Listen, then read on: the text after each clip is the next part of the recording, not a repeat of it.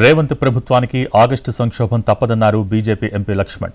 రేవంత్ రెడ్డి ఈ ఎన్నికల్లో కాంగ్రెస్కు 14 సీట్లు వస్తాయని చెప్తున్నారని, తన పాలనపై రెఫరెండం అని కూడా చెప్పారని లక్ష్మణ్ అన్నారు. ఈ మాటలకు రేవంత్ కట్టుబడి ఉండాలన్నారు లక్ష్మణ్. తెలంగాణలో మోడీ ప్రభంజనం వీచిందంటున్న లక్ష్మణ్తో మా ప్రతినిధి మహేష్ ఫేస్ టు ఫేస్ ఇప్పుడు చూద్దాం. సీనియర్ నేత, పార్లమెంటరీ బోర్డు సభ్యులు ఎంపీ లక్ష్మణ్ గారు ఉన్నారు. వారిని అడిగి మిగతా వివరాలు తెలుస్తున్నాం. సార్ చెప్పండి, ఎన్నికలు ముగిశాయి, ఫలితాలు మరికొన్ని గంటల్లో రాబోతున్నాయి. సో బీజేపీ అంచనాలకు అనుగుణంగానే ఫలితాలు వస్తున్నాయని చెప్పేసి మీరు భావిస్తున్నారు? బీజేపీ యొక్క అంచనాలకు అనుగుణంగానే మొదటి నుంచి కూడా మేము చాలా స్పష్టంగా విశ్వాసంతో అబ్కీ బార్ 400 పార్ 370 బీజేపీ స్వతహాగా సాధిస్తామని చెబుతూ వచ్చాము. అది జరిగి తీరుతుంది. ఎగ్జిట్ పోల్స్లో కూడా అది నిరూపితం అవుతుంది. కానీ మా కాంగ్రెస్ నాయకులు రాహుల్ గాంధీతో సహా ఇవన్నీ కూడా ఎగ్జిట్ పోల్స్, మోడీ పోల్స్ అని అభివర్ణిస్తున్నారు. రేపు ఎన్నికల ఫలితాల తర్వాత కూడా వాళ్ళు ఈవీఎం మీదనో ఎలక్షన్ కమిషన్ మీదనో నెపం నెట్టే ప్రయత్నాలు కూడా సిద్ధంగా ఉన్నారు. తెలంగాణలో ఖచ్చితంగా డబుల్ డిజిట్ సాధించి తీరుతున్నాం.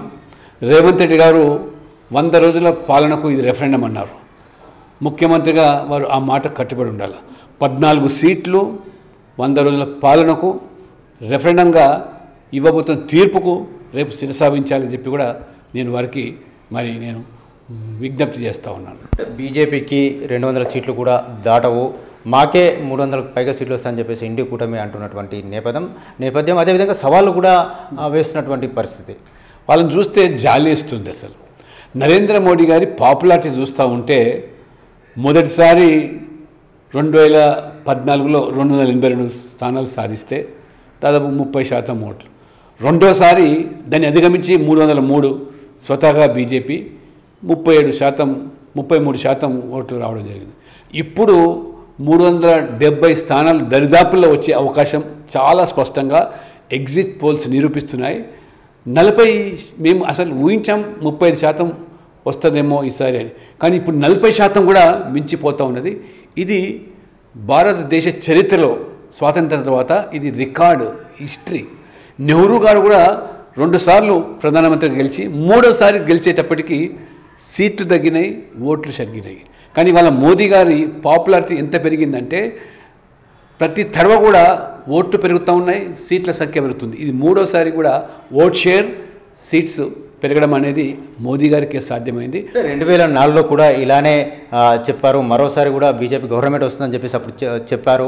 అయినప్పటికీ కూడా బీజేపీ అధికారంలోకి రాలేదు, కాంగ్రెస్గా మేమే అధికారంలోకి వచ్చాము. ఇప్పుడు కూడా అవే ఫలితాలు రిపీట్ కాబోతున్నాయి. బీజేపీ 400 సీట్లు అని చెప్పేసి కేవలం మైండ్ గేమ్ మాత్రమే ఆడుతుంది. సరే, వారు పగటి కళలు కంటా ఉంటే మాకేం అభ్యంతరం లేదు.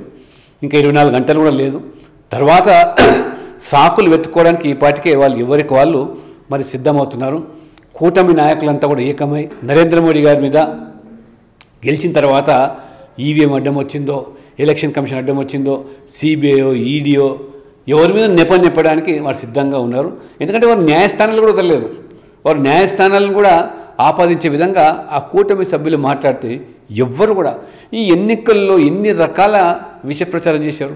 నరేంద్ర మోడీ గారు ఏమో వికసిత భారత్ అని, అభివృద్ధి చెందిన భారతదేశం అని వారు సంకల్పించి వారు ప్రచారం చేస్తే, వీరు విభజిత భారత్, కులం పేరు మీద, జాతి పేరు మీద, మతం పేరు మీద, ప్రాంతం పేరు మీద, దక్షిణాది రాష్ట్రాలకు ప్రత్యేక దేశం అని ఇటువంటి ఆ వ్యాఖ్యలు చేశారంటే ఎంతకు దిగజారారో ప్రజలు గమనించారు. ఇంకోటి గమనించాలని మహేష్ గారు, 3rd consecutive failure Rahul Gandhi నాయకత్వం.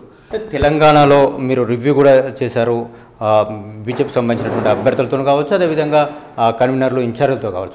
వాళ్ళ దగ్గర ఉన్నటువంటి ఫీడ్బ్యాక్ ఏంటిది? మీరు అన్నట్టుగా డబుల్ డిజిట్ సీట్స్ బీజేపీ సాధించబోతుందా?